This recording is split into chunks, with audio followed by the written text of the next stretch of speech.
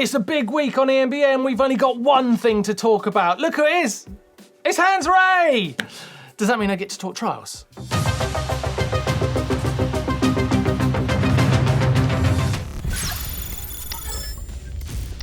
He's the Indiana Jones of mountain biking. Hans Rey is with us on the EMBN show. Trial superstar and pioneer of freeride, all the way from Laguna Beach in California. But Hans, my first question is, why on earth are you here in the UK in 2 degrees when it's 20 degrees in California? Got to test my weatherproof clothing. No, it's a good question, but I'm spending some time here in the UK right now because my wife is from England. First of all, we have a place in the East Midlands, but California is about 25 degrees. It's a bit warmer, so a bit drier. But I have a talk tour coming up here in the middle of January, so I'm going to go 14 cities across the UK. So that's the reason I'm reading. That's pretty intense. Now we'll talk about the tour a bit later on. Now, Hans, interesting story how you came to live in Laguna Beach. Now, the story goes that you were meant to be in university studying journalism, but you got the chance to go to America, right? Yeah, I signed up to the university and they're still waiting for me. No, I got invited by an American trials rider and he told me, Hans, there's a new sport in America. It's called mountain biking. And was it really that long ago? Yeah, mountain biking hadn't even boomed. But in the early days, trials riding was part of mountain biking. But trials was by itself a European sport, so the European riders were well advanced. So he said, "Why don't you come to America and show Americans what real trials riding is?" And I went there, and boy, did you show them! Boy, did you show them what it was! I just want to put it in perspective, really, because when I started mountain biking, probably in like 1991. You were already a huge star globally, and really out there as someone paving the way. Now, you not only paved the way for people like me who did a version of what you used to do, trials demos and trials competitions, but I think without you, we can't have a Danny McCaskill for the trials reasons, but we also can't have people like Red Bull athletes and that kind of sponsorship, because you dragged that into the sport. Pioneer, Martin. Pioneer.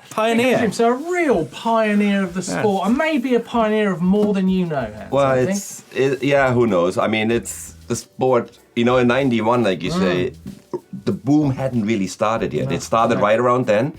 And then it was all about racing. Yeah. And they forgot about the originals. And I think the one thing I brought to the sport is that there was a world outside of racing for mountain biking. And even a profession, which is still... Yeah. So you think the spiritual side of mountain biking and adventure and exploring is equally as important as all the stuff against the clock, right? Oh, more important. Yeah. That's what it's all about, heart and soul. Which is what you've been doing for all these years. I mean, I've just looked at the list of locations you've been to. It is absolutely mind-blowing. I can see why, you are the Indiana Jones of mountain biking. Now, what you've been doing over the last 20 years, you've been to a lot of locations, a lot of remote locations, such as Kilimanjaro, Nepal, Jordan was quite stunning. But recently you've turned your attention to more urban environments with the Trans-Angeles, which you did with a couple of legends, right? Yeah. I mean, it's much easier to find a pub in the urban environment. No, but like you said, I travel to every corner in the world, and I've kind of done it, especially after I'd done Kilimanjaro a few years ago. I decided this was kind of the Mount Everest for mountain bikers for me, Kili. And then I had this idea about these urban adventures. There's so many great urban cities that have not only this urban chaos in the city center, but they have incredible nature that surrounds them and world-class riding. I mean, no, most of them, Los Angeles. I mean, that is the metropolis in a great climate with some amazing riding just like within a stone's throw. Yeah, and I lived there for 30 years, and I saw so many neighborhoods and things that I'd never seen before. And so many people who watched the documentary film, they go like, "Oh, I had no idea this was around this." Yeah. There's waterfalls that you think you're in Yosemite National Park and you literally can see downtown skyline right below you, and it's beautiful. Yeah. Mark, I mean, we're talking. You did it with Missy Joe, who was one of the most successful female downhill racers ever. She was a character as well. She in her own your right. teammate. Of course, she was your teammate. Yeah, well, I mean, one of the things I'm most proud to say is that I was a teammate of Miss Jo. I mean, she was just such an incredible racer, but she is an unbelievable personality. Yeah. And she's someone that you meet and you're never going to meet another person like it again in your life. She is just an absolutely unique, original. And a very key part of mountain biking that made mountain biking cool, right? Yeah, she put the edge into the whole free ride when the baggy clothes and the tattoo. I mean, she and Sean Palmer kind of really kickstarted that and gave it a bit of a lifestyle, mountain biking. So the question is, did she put the edge into your Trans Angeles tour? She hasn't changed a bit. I tell you that. It was like I felt sorry for the team managers who had to manage her back in the days, because I was that guy for 1 week when we were shooting, and it was great to have her. It was great. She talks at 100 mile an hour. She lives at 100 mile an hour, and she's an impressive girl. Now, Trans Angeles was a great success. But I hear that you've been working on something more European recently. Yeah, we a few months ago we did the Trans Napoli in Italy, and we did basically a 5-day traverse. There's always 5-day trips, 4 or 5 days, and from the Amalfi Coast to Pompeii to the Vesuvio volcano, which towers over Naples. And Naples is one of the oldest towns in Europe. It's like 3,000 years old almost, and it has a huge history. But the traffic is one of the craziest in the world, and the contrast between this history and traffic and underground tunnel systems, and then you go. The last stage was on the island of Ischia, across the bay. So it was a fantastic. It's an incredible location, isn't it? Like Naples, you've got the city, then you've got the volcano, and they're both such close proximity there. And I bet it comes from some stunning pictures from that tour. Oh, amazing stuff, and there's amazing trails, and no better way to explore a place like this, like on a bike. Yeah, perfect. So what bikes did you use? Do you ride e-bikes? Well, we mix it up between e-bikes and regular bikes. Yeah. So every rider basically has 2 bikes with them, or some guys only maybe join me one of the days, but I rode in Trans Angeles. I rode the e-bike on 2 days, and in Napoli on 3 days. Do you think these adventures and this exploration is like the essence of e-biking, possibly? Do you think that's where things could go? It's one of the ways. I mean, it makes a lot of sense. I mean, e-bikes were initially used in urban environments more, and now they are discovered as a sport. Yeah, and this is kind of combining the two worlds. Exactly. E-bikes have been around since the mid-19th century, whereas e-mountain bikes is a very recent phenomenon. 2012 since the first e-mountain bikes were around. Do you think there's some parallels with that boom of mountain biking in the very early stages?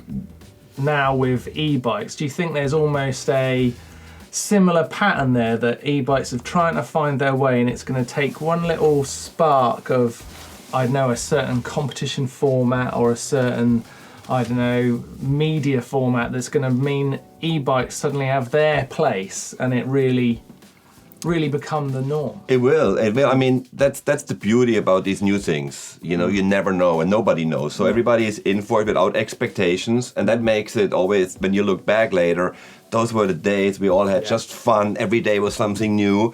And e-bike is there, and I'm actually very against some of the traditional mountain bike industry people try to press the e-bike into that mountain bike mold, which I think it should get its own identity. Exactly, yeah. Absolutely. It might be similar, but it should be different, and so let it grow up and develop. And you know what's interesting, talking to you two guys, I think trials could be an integral part of that whole e-bike evolution. Oh, I believe this so strongly. I really how would that happen? Yeah.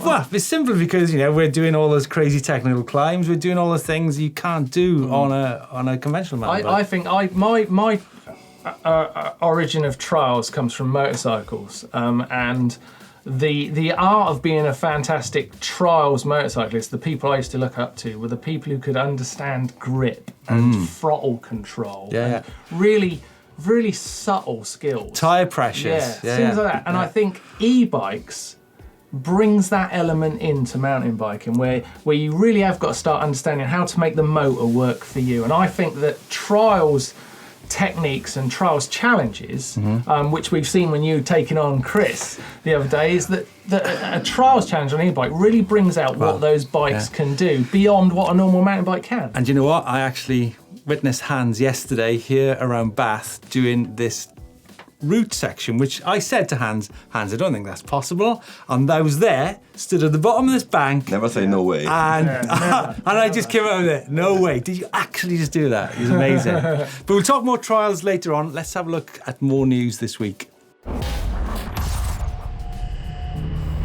Now, over the Christmas period, there was an e-bike desert challenge taking place over in Morocco, a 4-day staged event across the desert. Now, I'm not sure this looks a place to go on an e-bike, guys. Yeah, it looks sand, tough, doesn't it? Doesn't this look hard? I mean, just riding on sand is hard at the best of times. But the fat tires are okay, and not every desert is like the Sahara Desert, you know. So like if the Baja Mexico Desert is different, and so. But I think it, might be fun. I think it's the right idea. Again, a challenge. Maybe it doesn't need to be a race. A challenge is enough just to get across that desert, right? No, I mean it looked like a lot of fun. I mean, it looks really hot. There's camels. I did see one point there's a bike being put on a camel, and I think that's cheating. Quite frankly, I think the bike should always have to be on the ground. Even the camel had a battery on it. Battery power. Should have been camelback only, right? Yeah, but it just goes to show more and more events out there, and it's a really exciting looking race. Hans, you've spent a time in the desert. I've seen your adventures in Jordan. Tell us about mountain bike life in the desert. Well, in Jordan it was pretty neat, you know, we kind of traversed Jordan and we went to the Wadi Rum Desert and, you know, but the real nice highlights were, you know, it's not just sand, there's really cool, there's roads that are kind of firm where you can actually ride a bike and where it makes sense, and then there's rock formations, and that was the cool thing. That classic arc that you rode over. It looked like in Moab, but it was in the Wadi Rum Desert, and then, but the neat stuff is if you meet the people who live in the desert, the Bedouins and stuff, and when they cook for you and they put the food underground and cook it for hours, and then you know that's kind of and sleeping out there. I like the sound of that. That does sound really good, doesn't it? Other news this week. Obviously, Italy is a key e-bike territory and country. Now, the e-Enduro series, which was a huge success in 2018, have just launched their dates for 2019. Of course, it's the e-Enduro series actually bringing a world level series to e-biking for 2019. So there's lots of great news coming from that part of Italy. Hans, what are your feelings on e-bike racing? Now, you know, there's been a lot of them announced for 2019. I feel nothing.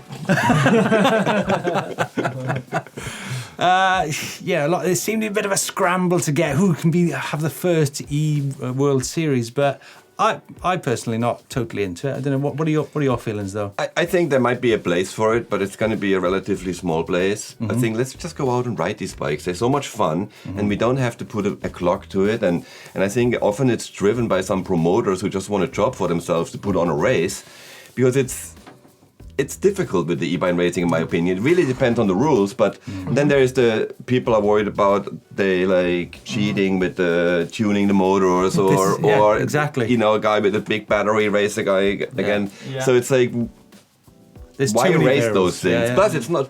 E-bikes are supposed to be fun. Exactly. And the only way I'm faster than you on an e-bike is if I pedal harder than the motor. So it will be a lot harder racing than on a regular bike to make up any time. Hans, I can see you clearly had a bit of thought about this subject. Now see, but I'm gonna cut in, right? I can't believe I'm gonna say this, but I sort of disagree with you. Whoa! Because I think that we've got to explore. It is such a new time in e-bikes, and we've got to explore. We've got to find out what is good. And it might be that racing's not a good thing, but I do think that there's an event that mountain bikes can't do that e-bikes can, that really brings in the technology of e-bikes. So, and I do think that's based around the kind of kickstart trials format. Do you know what? Obstacles against time. We're very simple.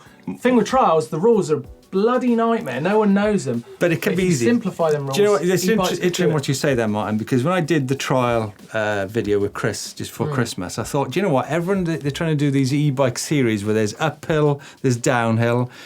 the uphill should be a trial section rather than against the clock. It's always going to be against the clock. So like a technical section, a real challenge that could actually bring. Yeah, and I mean that kind of kickstart format where a failure in the trials obstacle just means a time period added to your result is very simple. It's like you got it wrong, 20 seconds added. And it's highly watchable as well. Being like when we did the Bosch Festival, the Bosch e-bike challenge in Gard last year, the likes of René Wilderhaber and Jerome Clements, right, and Hans Rey. And they got the pressure of all the riders watching them on that section. It was a huge pressure, right? Yeah, and it was kind of fun. It was a bit like trials, like you said. And I agree. There's nothing wrong with having e-bike events, but I think like a treasure hunt kind of thing or orientation, not so much the clock, but there can be there can be an overall time, of course, and there can be you can get bonus points if you clear a certain uphill section or make it, I think that exploration of what they could be is really important, because I think the technology, we've got to keep in mind that the technology of e-bikes is, at the moment, it's fantastic. These bikes are going to look like dinosaurs in 3-4 years' time. The technology is going to change so quick, and the bikes are going to get so good, and we need to use them. And people are going to use them because, like you say, you go out and have fun, and we all suddenly realise, man, I can now do this on a bike, and I didn't know I could before. And I'm thinking, Hans, you of all people, you've been to so many crazy places. You're a pioneer of free ride. You've taken on the ambassador for e-biking as well. But going back to the places you've been to, do any stand out? Or when it comes to, like, you've been to some big exposed locations. Do any stand out in the last 30 years? Like beautiful stuff or dangerous stuff? Dangerous and beautiful, maybe. Well, the most dangerous is always when you start messing with Mother Nature, riding on glaciers or volcanoes, because at the end of the day, they're unpredictable and they move and they live. Yeah. And then there's of course the classic pictures in Moore, on the cliffs of Moore, when we rode along that ledge, PD and I. It looks scary, the cliffs of Moore on the west coast of Ireland. Had you seen those pictures, Mark? Oh, yeah. But we had a bad hangover that morning. But the pictures were scary, but actually I've been there and I've seen those cliffs. It is, and I was thinking, did you actually ride there? Because there's nothing. There's nothing but hundreds and hundreds of feet. But think about it. At the end of the day, it wasn't any different than riding along a boardwalk. You just had to go straight and don't mess up, you can do it on the boardwalk all day long. But us trial riders, we always been looking for gnarly locations that also look gnarly and show, because it never looks as difficult on the pictures. But these pictures, for some reason, they have the goosebump effect. When you look at them, you can see the height and as long as you don't mess up, it's a really easy stunt. But Hans, back to the reason you're over here in the UK. You've got a 6-week-long tour coming up around the UK. That sounds pretty flat out. I did the first leg of this tour in 2017, and now we do 13 more cities. Yeah. Starting January 16th in Derby, and then we go all over England, and then we have a couple menus in Wales and Scotland, and then the last one on February 5th is in central London in Mayfair. So, right. Yeah. Wow, so you guys need to check out Hans's diary for the next 6 weeks, and then I guess it's back home to sunny Laguna Beach.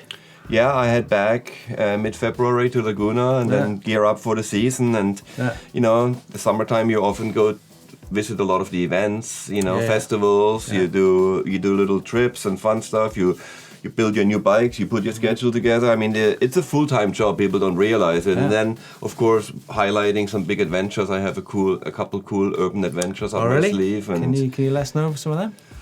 Well, my eyes on Hong Kong. Wow. So Nice. Wow. Now I need to find somebody who has access to a building with a heli landing pad, because I'm planning a stunt in Hong Kong. So you must know somebody, right? Oh wait, I just look on my phone now. I should have someone with a helipad in Hong Kong, I would have thought. Or the skyscraper, it has to be. Oh, no, their helipad's actually by the swimming pool. Sorry. Sorry. Okay, it's time for Tech of the Week. Now, it's coming to that time of the year where we're all washing our e-bikes. And I've seen a couple of cool pressure washers around in the market. Bosch have got this Fontus pressure washer with a battery pack. Hans, you must know a bit about, you're always travelling around in your camper van. Wait, Hans, you don't clean your own bike, do you? No, Hans Rey, clean his own bike? I had a pressure washer, but it just got nicked. Oh, man. So no more washing bikes. Yeah. No more bikes, by the way. So. Yeah. But It's a different story. I think battery-powered, cordless pressure washers are the way ahead, guys. You need them, and you live somewhere like here in England or so. Yeah. Otherwise, you clean Honestly. your bike 3 hours, not just 1 hour. Exactly. And actually, Martin, Don't wash it. Hans doesn't wash his bike because he lives in Laguna Beach. Yes, that's right. Actually, you probably don't need to wash your bikes very often at all. Though. You just kind of just dust them off a little bit. That is one of the nice things. You just put it away, and then you go on the next ride, and then when you're in the middle of the ride, you remember, I meant to adjust my shock pressure, and I forgot again. No washing. And I've also seen this one from works.com, which is a really neat little gadget there. Is that a machine gun or? Exactly. Just Honestly, plug guys, in all the this battery. talk of washing bikes, it's just not my scene, man. I don't wash bikes. I like to have a mechanic do that for me. Right. You know? Okay. It's just not the way I do it. Let's swiftly move on then to see what's been happening around the world.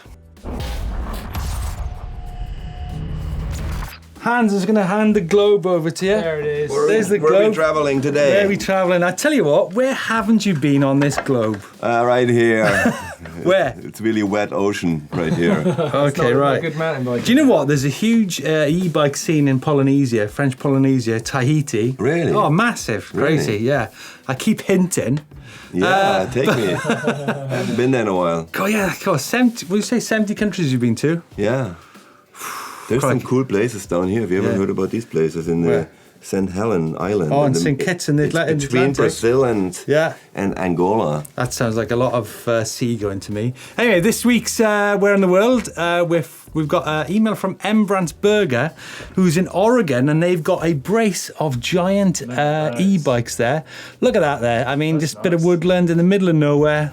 Looks Lot- adventure great and ride. lots of Looks riding. Looks like great soil too. Looks Does, like doesn't you it? really dig into Oh, it. they Wow. I got- like it. Yeah, I like that a state lot. got the goods. Oregon's a good place, isn't it? Yeah. You done much riding in it Oregon? does. No, Huh? no. You've not? It's on my list for 2019. Yeah, I've Oregon. been there, but not. There's a lot more than I have seen. A lot more. Yeah. And I really, I have some catching up to do. That's a good looking. Now, shape. if you've got some catching up to do, we've got some catching up to do. Where's this from next We've then, Martin? also got Jackie and Phil in Aberdeen, up Yeah. in Scotland. They're Scott E-Scales. They've been dear. riding on the Fungi Road between Aboyne and Glenesk in Aberdeenshire. Yeah. This was just after Christmas Day. Look at that. Look at that. I will scene. try to find that trail when I go there in a few weeks' time. Oh, you're going up Yeah. there? Yeah, one of my talks is up there. Well, I tell you what is coming out on the channel this week, Martin. On Friday, Chris is showing how to descend steep terrain. Right, he's the man for that. Yeah. And then on Sunday, Sounds like fun. it's the e-commute challenge where he rides from home to work. Covers, some great terrain between his house and here in the office. Does he work? Yeah. Huh? Does he work? Do you work? Does he work? Yes. Actually, I'll go and ask him. You can ask him yourself. So what's that commute all about? You actually work? Somebody hinted. Yeah, occasionally do a bit of work. Of course, commuting into work on the e-bike's the ultimate thing. Smashing it out at the weekend, doing those big jumps and drops and getting the laps in, then coming into work all through the city. You know what that's about, right? Coming through the city and making the most of it. Yeah, it's a good way to actually see the city in a fast way. So yeah, Urban adventures. Yeah, good you know for all you. about that. Good Yeah, for you. I mean, that's your sort of riding, isn't it? Riding on the streets and town architecture. Definitely. And making the most of all that stuff. Yeah. E-bike works for that stuff, right? Yeah, smashing it up and down, as I say, like doing those big jumps at the weekend and then just getting the laps in. And then, speeding my commute up. I'm way faster in and out of the city as well. Like, adds about 10 minutes, chops 10 minutes off the ride. So. and it's still exercise as little Exactly. as some people believe that. And building but up it those is. skills Yeah, as well. yeah, so, yeah. yeah. Right, but now it is time to get into the bike vault. I'm absolutely desperate. It's my favourite bit of the show. Now, Hans, do you know the rules of the bike vault? I don't know any rules. So we look at the bikes and then we basically decide if they're nice, which they obviously are, it's bikes after all, or super nice, which is Right. like top grade. Nice or Okay. scheiß? Scheiße. That's the Germans would say. Don't come in here and start changing the rules, Hans. I mean, you're important, but you're not. This is the bike vault. This is serious. Okay, right, our first bike this week is from Charlie. It's his Cube Stereo in the Kilda Forest. What are we thinking about that, gents? Nice or super nice? It's got a great view in the background. Yes, look at the backdrop. Up above the clouds. I say slice. Slice. You're going to try and make that stick. It's nice. Super slice. It's a super nice to start. I like that. Well done, Charlie. You'll be happy with that. Right, next up, Fantic. Got a bit of a soft spot, Fantic. You know, I used to be a big fan too. Yeah, Steve's Fantic in the Forest of Dean. That battery is pretty well hidden, huh? Yeah, pretty I integrated. do think they're a really nice looking bike. Yeah. actually, Small Fantic. back wheel, big front wheel. I go with that trend. Oh too. wait, are the wheels different sizes? Yeah, Looks 29 like- it front, looks like 27 it. 5. Yeah, they are. Yeah. Oh no, I'm not loving that. You're not loving that? That's the future of e-bikes. What's the vote? That's the future. I think it's the future. All right, it's Super slice. super slice, nice. Messing with our rules, that's unbelievable. Well, we've got in Steve's terms a brace. I like that. A brace of e-bikes in the forest here. This is Eric's couple of bikes. This giant e-stance and a giant e-trance. Nice. Rum Village Mountain Bike Trail, South Bend, Indiana. Ever ridden in Indiana, Hans? Yeah. Yeah? Yeah, we used What's to have an that? Oba Yes. National there Yes, once. yes. Yeah, but only once. Where hasn't he been? It's very, very nice looking setting. I think this is Bit too much foreground for me. this is isn't it? nice. It's nice. It's nice. It's nice. And a couple of nice bikes. Well done, Eric. Right, next up we've got That looks like a High mean bike. machine. What high is bike that? from Chris in Shropshire. Looks back like in a the UK. motorcycle trials front wheel. It's got a bit of Huge. Big tire. bit of an aggro vibe to it. This isn't Yeah, it? I like the angles. Pretty meaty. Pretty Yeah. meaty. I'm Yeah. giving that a super nice. That thing will That's a really super upset nice some one. hikers. Yeah, it really would. Yeah, that would upset. Looks some like a people. big battery on that thing too. Huh? Yeah, What was got that? some power. Oh yeah, trail dog. Yeah. Got Straight in. So it's an winner, instant, winner, direct winner. It's like instant 10 super points nice. and the gold medal. Yeah, Tom Oh, and there's a bike in that picture too. Focus, Sam 2. It says Devil's Punch Bowl in Hindhead. You ever been there, Hans? You must have been there. I've been to Devil's Punch Bowl, course you have. but the one I'm thinking about is in Palmdale, California. Oh, okay. Yeah, it's probably a slightly prettier one than this one, You but that one's pretty cool and a super nice to end, I reckon. Cool. We're out of the bike vault. If you want to get your bike in the bike vault, see if you can get a super nice, you might be able to do it. Who knows? That bike is nice. Send it in to our uploader and hey, we'll give it a vote and maybe give it a super nice to make your day. So first up, I want to say big thanks to Hans for coming over and seeing us. And that Thanks for having me, you epic game guys. Good to see you, like game Very always. good to see you. sir. E-bike as well out on the streets. That was a hell of a battle with you. But look out for that on the show soon. Good times, right, Hans? Yeah, it was good times, and you know, I mean, it's always a pleasure hanging with you guys and riding bikes. You know, Definitely. that's what it's all about. Yeah. I'm looking forward to seeing what happens in that game of bike. And don't forget, you can see Hans on his speaking tour if you're in the UK. You can see the dates on Hans's website, and you can also go to Speakers from the Edge website where there's all the dates listed there, and you can buy your tickets. Don't miss it, because I really can't wait to see your talk, because you've got such a huge career that I guess you can't totally cover in a talk, but you're going to show us lots of insight into how you got into the sport and how it developed, but also the spirit of mountain biking and what it's all about. Like you said, it's not just about the clock. It's about getting out there on your bike and having a great time. No, you're right. The talk will be entertaining and inspiring, and yeah, it's not about, you know, like nobody ever paid me because I was fast, you know, but I knew how to have fun. Yeah. And that's e-bikes for me. I kind of feel like a little kid again, like when I was 14 years old riding a bike. It's fun. There's new challenges and there's different challenges, you know, like riding up trails I'd never done before. So yeah, enjoy riding your bike. Yeah, absolutely. That's what it's all about. Now, if you want to stay with us here on EMBN, then why don't you click just there where you can see Steve Jones absolutely smoke Chris Smith in a game of trials. You can hit the old globe there to subscribe, and you can also give us a thumbs up like if you've enjoyed hearing the legend Hans Rey on EMBN.